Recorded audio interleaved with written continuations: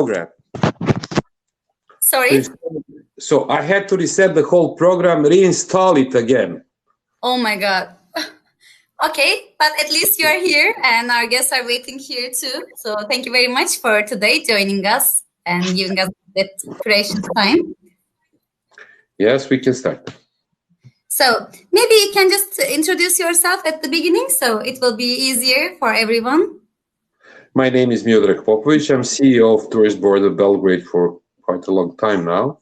And I'm sitting in Belgrade trying to find out what's the future of the not just world tourism, but Balkan tourism, and how long it will be until I get you guys here from Istanbul and Turkey, and what's the time frame for me coming to Istanbul and Turkey. Thank you. Okay, then let's start our questions. That I prepare you very nice questions. Yeah. How are the coronavirus days going? What action did you take from the beginning of this period? Well, actually, the whole thing started for Serbia late February, beginning of March. So actually, we adopted the special measures from the beginning of March. Then in mid-March, we started actually exercising the special measures that conclude social distancing. We were among the first ones to say social distancing, and then we started closing everything, closing business down. And until the beginning of March, we had the best winter season ever for Belgrade tourism, with record results. And the last meeting that was held in Belgrade, international meeting, was Uzakrot. So, and you can tell me that, yeah. At least you have done this, huh? At least. I heard that it was a very good one, huh? Yeah, it was the last one in Belgrade, so it had to be a best one. Because ever since that meeting, hotels, due to the overall situation in the world and especially in Europe, were slowly and gradually closing down, and the restaurants and our tourist or the hospitality business as a whole went under. So I had a very good comparison that we people who are working in hospitality worldwide now behave as those musicians on Titanic. Titanic was going down and they were playing. And that's our situation right now. We are on the net.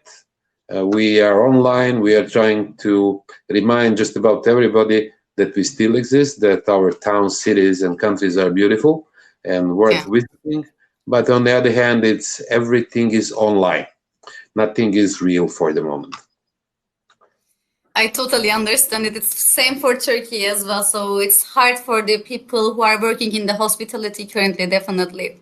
So there are a lot of humors. Everybody is talking about this COVID virus. And you think that will people go on holiday after this virus is over? I mean, will they spend time in this region, or how many months will it take for them to start traveling again? Well, actually, your questions are anybody's guess, or $1 million worth question, multiplied by 10. But nevertheless, slowly and gradually, the measures are easing down in our part of Europe. We suppose that in June, maybe, some of those measures are going to be overall measures are going to be very not that strict as they are at the moment, or as they were like 2 weeks ago. But nevertheless, we should think about the new reality. Well, yes, everything is going to be open, but everything is going to be changed. To which extent it is going to be changed, we still don't know.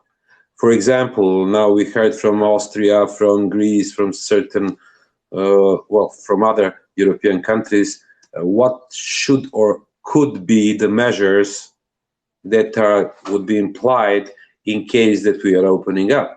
And at the moment, their predictions are not very good, because there's even a joke in Belgrade, because a lot of people go for a summer vacation to the shore in Greece, and they've counted that if you are going to be in quarantine from here to Greece, that your summer holiday will start on June the 1st, and you will be home at September the 1st, because in 3 countries you have to be 2 weeks Yes, you will be in quarantine in Serbia when you are coming back, but in Northern Macedonia and Greece where you are going in, and then again in Northern Macedonia where you are going back.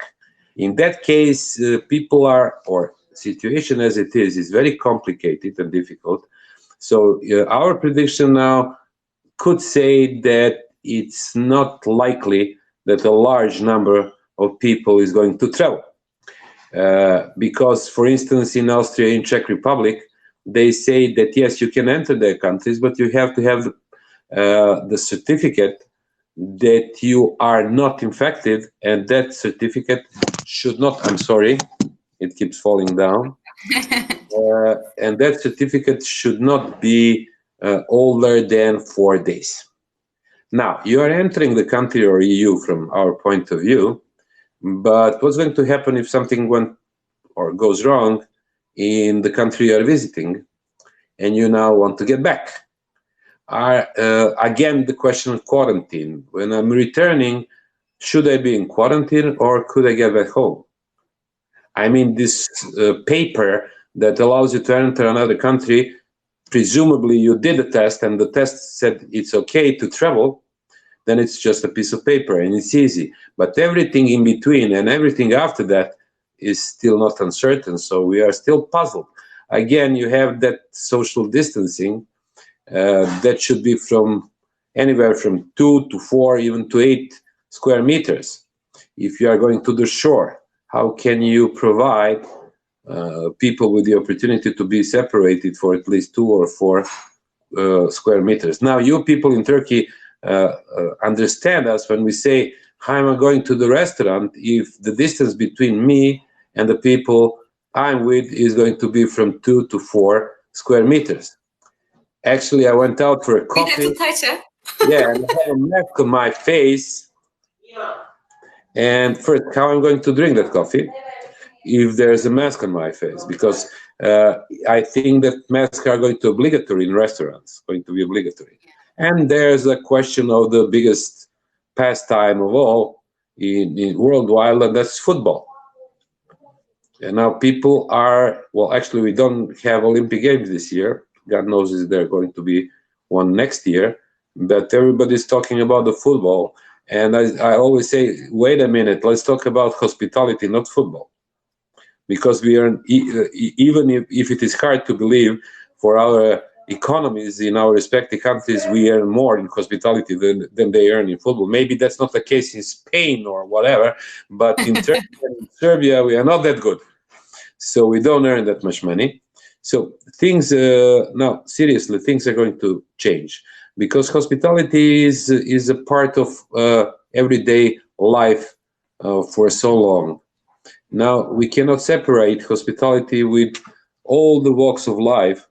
If our lives are to be changed, then supposedly I think that even hospitality and travel are going to be changed. Now, you can see that the oil prices are negative at the moment because nobody's traveling.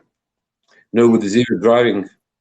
People are not driving their cars because in my country and in this region, you are not allowed to be outside in my country after 6 o'clock p.m. If, for instance, in Greece, you have to send SMS to go outside. Germany was actually easing down the measures. Now they are stepping up the measure because the number of infected people rose in Germany. Everybody's now talking about the second wave. People are to a certain extent frightened. And that's another problem. Even if we ease up or Europe eases up all the restrictions, people are still going to be afraid. And that's another problem we are facing. Yeah.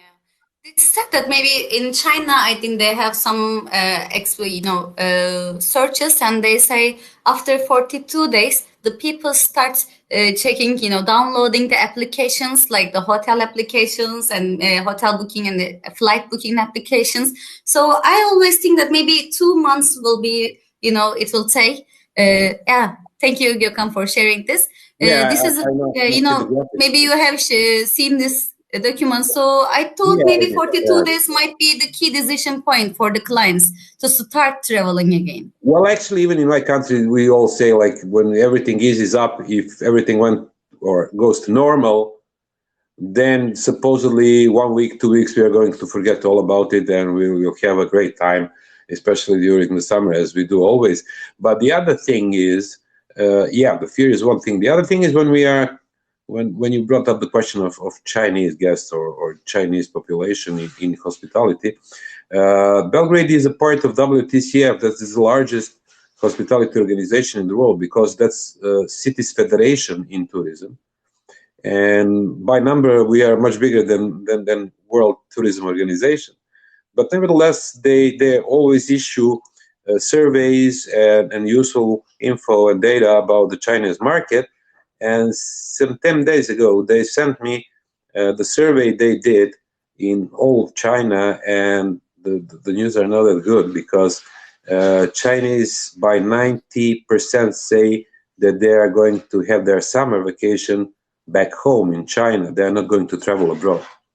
And that's another serious blow. Even if we all ease up, including the countries that are now under the attack of coronavirus, severe attack of coronavirus, even if we all ease up, Chinese are not going to come. And let me remind you that 180 million Chinese were traveling last year in 2019, and that number, the number of people coming to Europe, I think that's well over 40 million people. Now, we will have, supposedly, if the survey is correct, and I think it is, we are going to have 40 million people less in Europe this year, and that's only Chinese. And what about the others? Now, we have seen recommendations from Germany to Austria, Czech Republic, even in my country, recommendations that not stay at home, but have your vacation in your country. And that's what we, at least in Serbia, we are now doing, undergoing the strong campaign of Visit Serbia when living in Serbia. But that's not that would not solve the problem to Belgrade. Why? Because last year we had 84% of the old people that came to Belgrade. 84% were foreigners. So actually, we are this year, after the mid-March, we are barely surviving. When I say barely surviving, that means that all the hotels and everything that includes hospitality is running very low, and I think very soon they are going to be out of fuel or the money. Take it as you will. And do you have any precautions? I mean, they're talking about some, the airlines are talking that they will take out the third seat, in the middle, and there will be 2 seats. And they were talking about in the hotels some one-time use bed sheets, one-time use towels. These kind of things are talking in the industry. Do you have anything like that in your country currently?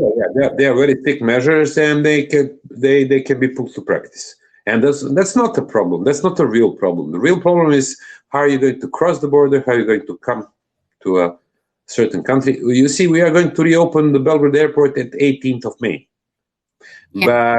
But it doesn't do you any good, because who is going to fly to Belgrade, and how they're going to fly, and what's the procedure. Nevertheless, that we are strongly dependent on what EU, for instance, is going to decide, what your respective country is going to decide regarding travel. We don't know that yet. We are going to open the airport on the 18th of May, but we don't still know that if anybody is going to come, let's say like before June, mid-June. Yes, we already prepared all the measures that are needed to keep everybody safe, our guests included. But where are the guests? How they are going to enter the country? The other problem is with the airliners. Actually, I lived long enough to remember when we were traveling on a plane, and we had exactly the same amount of space that would be now obligatory to all the airlines. Because when I started trying over the Atlantic from my country, we've had the technical refuelment at Shannon in Ireland because the plane couldn't go that far back in the time. So we had to stop in Shannon in Ireland and then go to New York. But everything's changed now. I think younger people can now, if they remember the time when they were, for instance, kids and they were flying, how much space back then, like 15, 20 years ago they had, and how much space in aircraft you have now. The space was because actually everything runs on profit. We live in that kind of global society. So the space was being tighter and tighter in order to have more and more people on board. I remember I was flying on certain destinations with like 5 or 6 or 10 people on a plane, and nobody complained. Now every airplane is full. Otherwise, the companies wouldn't survive. Now, for the first time, for instance, in EU, you are allowed as a state to help your airliner. It was not that it couldn't be done before that. So basically, but again, now the oil prices are, I don't know, like minus 10, 12, 15, 12, $20 on a barrel. So that means the fuel is cheap. But nevertheless, decisions have to be made. As always, politicians are waiting to be certain in what they do. So because they don't want to be blamed later that they did or actually moved in the wrong direction or made a wrong decision upon the current situation that goes from the virus and everything that the virus brought up to us to certain decisions regarding, I don't know, like flights, like even up to our behavior. And that's a real problem. I think that everything else is manageable, but if you think profit-wise and money-wise, the decisions that are going to be made are not always logical, and in wider respect, not are going for the hospitality as a whole and our trade. Yeah. And then we all believe that some habits of the clients will gonna change, of course. What do you think about the markets? Which market will gonna start up soon? I mean, do you think that they will start the business trips at the beginning, or the leisures, or MICE? What market will gonna start at the beginning? What do you think Well, about it? obviously, MICE is going to be last because Sorry? MICE is going to be last, I suppose, because it's like a football game. Yeah. The other, well, if they allowed us to do MICE, then I suppose that they are going to allow people on a football match on a stadium. Well, actually, that's a joke. But nevertheless, I think that business travel is going to start first because, again, when you ask where the money is, then some people are obviously going to be obliged to travel to another country. The other thing is that all of us, I mean, worldwide, will have to rethink, is it necessary to go to the office to work? Because half of the mankind that's working is now working from home.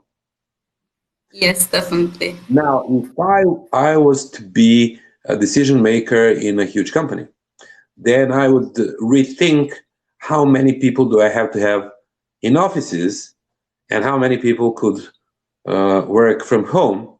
And actually, the expenses are going to go down for the office rent, for the electricity and everything that's connected. If my people are not obliged to come to the office, then they are going to spend less money on fuel, and they will have much more time for themselves. So that's a very easy solution. Not all of the solutions or the thing that things that we have to rethink in near future are bad. Some of those, like staying at home and devote yourself to the reading or your children or to cooking, actually are not that bad. Now, I think that we are now rethinking our lives because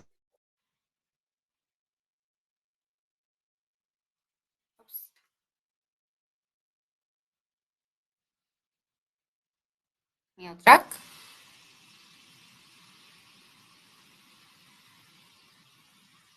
Oops. I can't hear you. Now you can hear. Okay. Well, basically, I do strongly believe that even our line of business or work is going to be changed to a certain extent. This is how it's going to work. Because now, if I finally get to Istanbul, for instance, now I will spend more time not just running throughout certain locations or different locations like mad and clicking with my cell phone, not remembering or not enjoying really anything. Now I will take time to explore Istanbul. I will spend more time in certain places. I will enjoy the food, if you like, even more now, because I don't think that I'm going to be able to visit like 5 different cities during a year, because first, it's going to be much more expensive. The other thing is it's going to be more complicated than it is. And well, actually, when we do decide to travel, we are going to make most of it. I think that we are going to slowly and gradually neglect our pictures in our cell phones and start to watch and to remember the things we see. And that's how hospitality started. Don't you agree? Yes, actually, we will start living with the flow again, maybe. It will be a good chance for us. Well, actually, it's easy to explain to you because we are so alike. Because we have that attitude to look the life that way.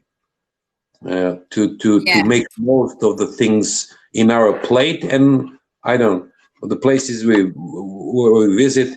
Actually, we invented slow cooking, and that's another thing. Now you have to have time to cook healthy items, huh? And maybe even people in your country do agree that the outbreak of coronavirus also brought some things that are not that bad. Yes, definitely.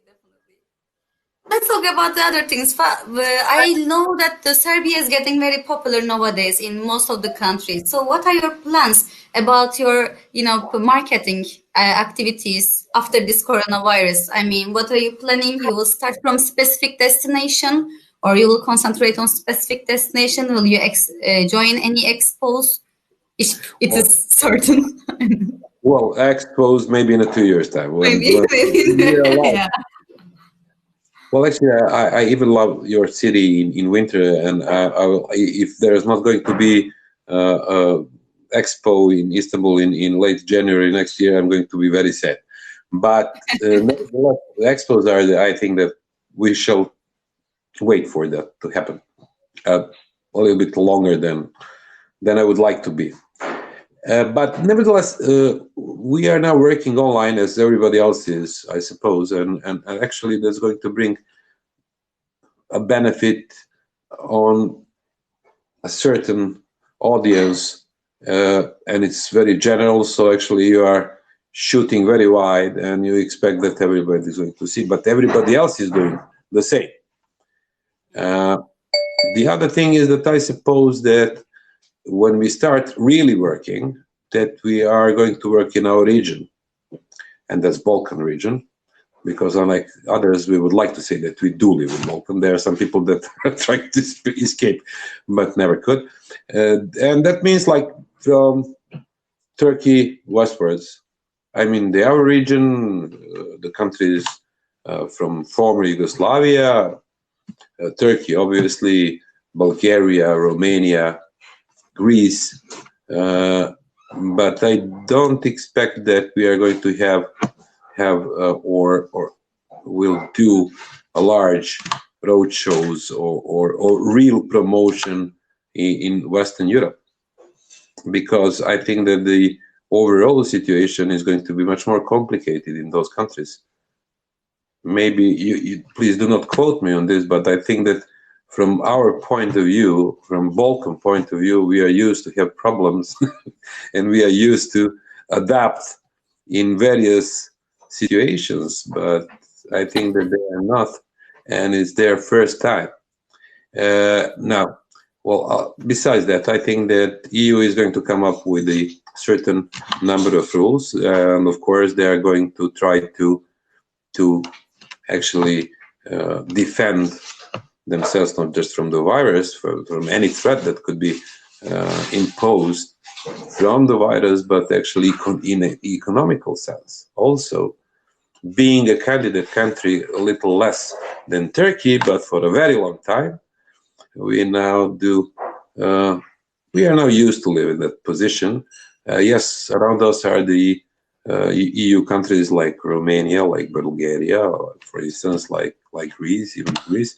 But actually, there are also Balkan countries, and it always pays off, or Hungary, for instance. But it always pays off to talk directly to your neighbor, and then results are the best. So I do think that we are going to work with our neighboring countries, not just immediate neighboring countries, but countries like Turkey, for instance, and that we will have some limited success if this pandemic eases down. And I think that maybe July, August to September are going to be months when we can expect some people to come to Belgrade, in my case, and go to Turkey or Istanbul, in case of Turkey, that we can start something. But for any other real life promotion outside of our region, I think that the money is wasted. I know that I'm not optimistic, but that's what I think, and that's what the figures that I get are telling me. But for the long-term period, I mean, you have any plans? For example, I'm mainly handling the guests from Asia. I have many guests, and actually we do have some guests watching us today from Philippines and maybe Indonesia. So we wonder, what do you think about promoting your destination in these areas? I mean, the Asia. I will ask you one more question beside this, because, we do have a big problem about visa issues. When we talk about these, countries, the visa is a big issue. From the Asia to Balkans. Actually, there is a demand, but the visa is the biggest issue. So I want to know both about your plans promoting the destination and also the visa issue. Yeah, the visa issue is very interesting because every time we use a visa regime in a certain country, we have people from that country. The best example is China. We are the only European country that has a visa-free regime with China, and vice versa. And that brought us a huge number of Chinese guests. All alike with some other countries from Asia, for instance, that we altogether abolished visas, like, for instance, India. I do think that for Serbia doesn't have a visa regime, that we have free visa regime with the Indonesia, for instance. I'm not so sure about Philippines, but Indonesia, I'm pretty sure that we don't have a visa regime with that country. Yes, I think Indonesia just started this year, or because, you already have done some fan trips, including the Balkan tours, because, they're not going only one country when they travel more than 12 hours. They're not doing a one country trip, but they definitely stop by Belgrade. Actually, we do have groups, and we had groups from Indonesia, and I have, just before the whole thing started here in Serbia, I had a meeting with the Indonesian ambassador to Belgrade, and we were talking about that, and we were talking about TV crew coming from Indonesia. Unfortunately, it stopped, but we are going to grab every opportunity there is. For instance, if they put on again the flights, we are going to invite just about everybody, because we had, when it stopped in the beginning of March, we had like 150 people coming from different countries on fan trips, and everything is postponed. 150 people, and those are not tour operators. I do count them separately, because I'm giving them the opportunity to meet their partners in Belgrade, and that's a separate thing. So basically, the visa regime is very important. I think that I strongly believe that world should be much more open. I'm now talking from a position of a country that's still a candidate to access EU, and we don't have to respect every rule. But there you go. Like, first 5 countries on our list, none of those have visa regime with Serbia. And among them, let me remind you, are the Russia and China. I mean, that's the reason. I mean, even I remember when we had to have visa when coming to Turkey, to Istanbul, on the border. and everybody wanted to go to Istanbul, and everybody went to Istanbul. Unlike, for instance, back in those times, it's like 30 years ago. I'm sorry, but during that time we had to have visa for Greece, and more people went to Turkey than to Greece. Why? Because you don't want to spend like 2 days in a row waiting for a visa, and they might, like, for certain reason, reject you. Yeah. And that's a very huge question, and that's very big. From the point of view of hospitality, no, we don't need any visa worldwide, and let security forces or the offices do their work, because they have to know who is a threat to the security or whatever. And I think that visa regime is partly political and partly a practical question.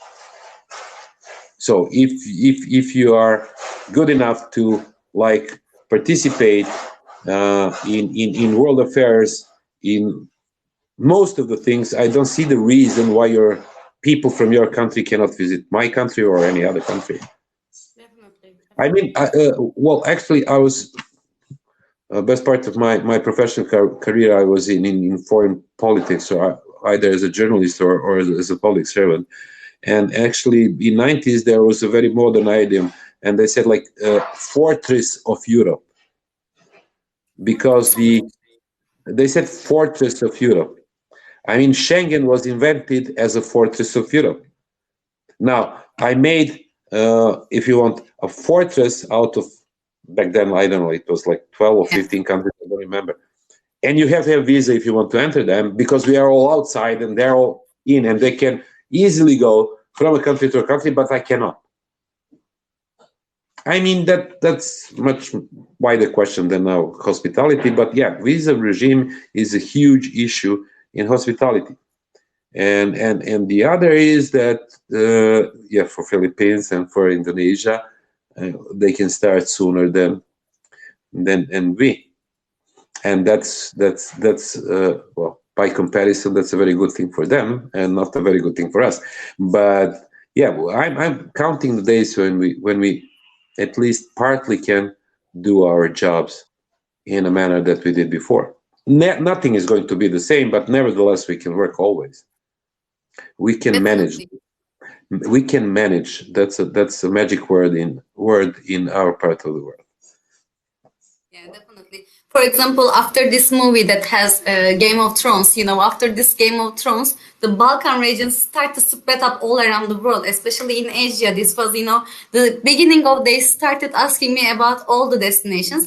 I know it's the Croatia, but still, when they are doing a tour, including the Balkans, like an 8-day tour, they will definitely, first or last day will be the Belgrade, right? When they make a full day trip like that. So these kind of things will definitely, has good effect on, I think, these tourism activities. Even what we read in the papers or watch on TV or read and watch on our computers or Androids or whatever it's called now. But you have to bear in mind that certain countries in this hour did some great things for their image. Besides, they were helping.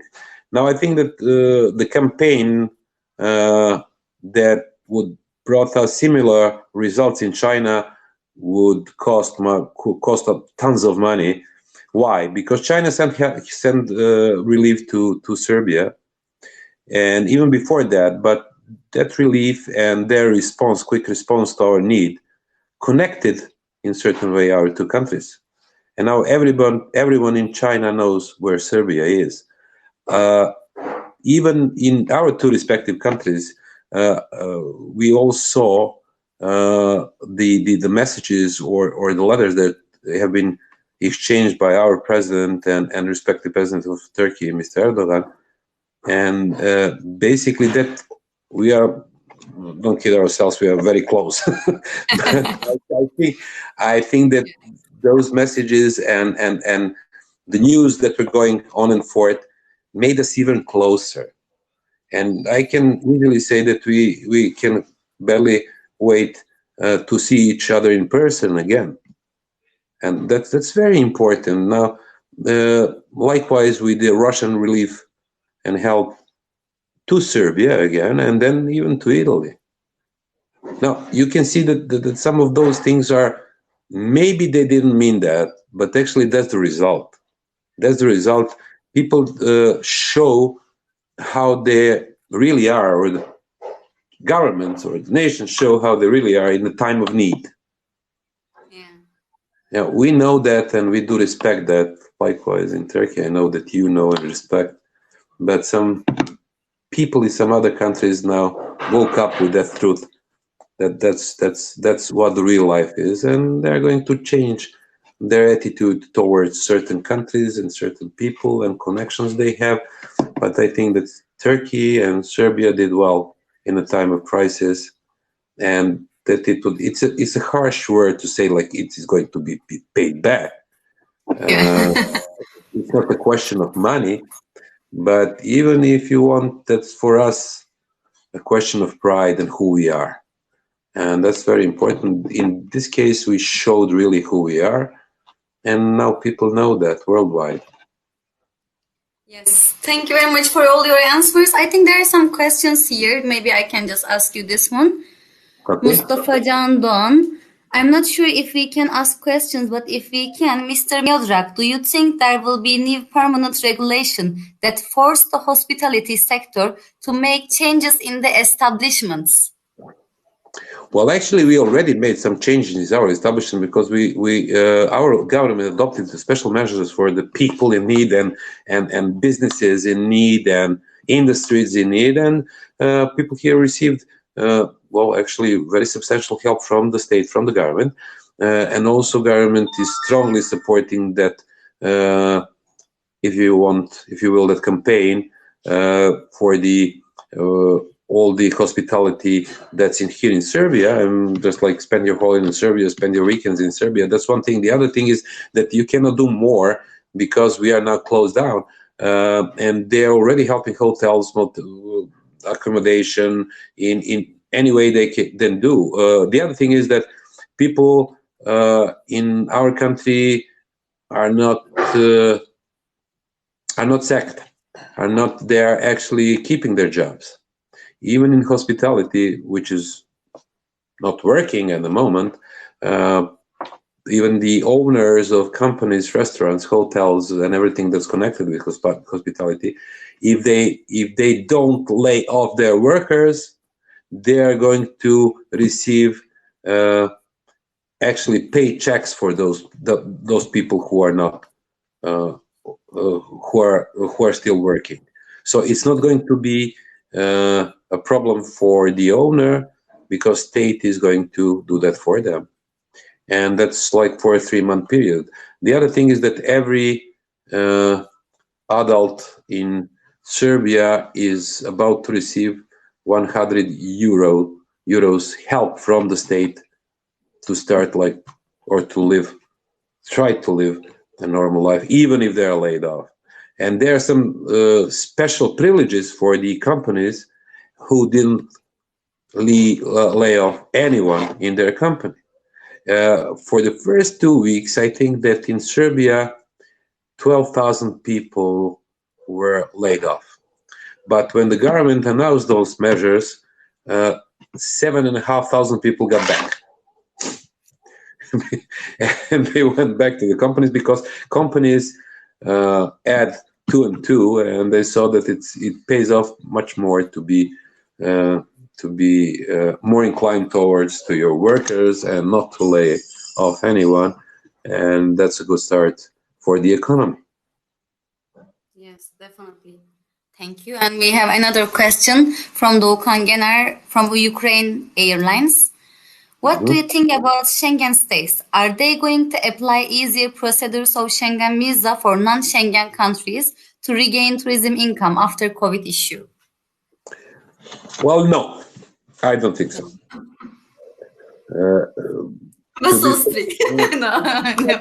Like maybe in Ukraine they would like to see that way, but it's not going to happen.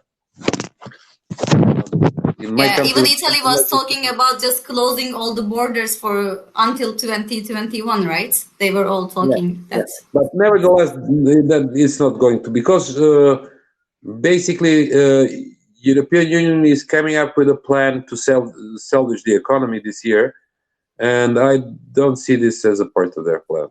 To be frank and honest, I'm trying to say what I do really think and what I see in perspective is going to happen. I don't see that we are going to be any nearer to EU, Ukraine included, than we were before the outbreak. I think there is no other question. Would you like to say something before we finish? If you want to say something. Stay at home, and with God's help, we are going to be able to see each other in person.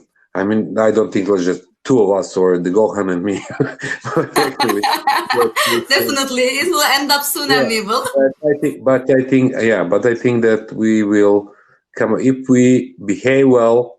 We can at least have a chance to visit each other. I think this summer, and it pays well off to stay at home, to wear your mask on the street, and to listen what medical doctors have to say, because they are the most important ones, and they are going to not make decisions, but actually show us the way how to get out of this. Yes, definitely. Thank you very much for your attendance, all the explanations. I think it was a really nice conversation. Thank you. Thank you for calling. Okay. Stay safe, strong, healthy. Bye-bye.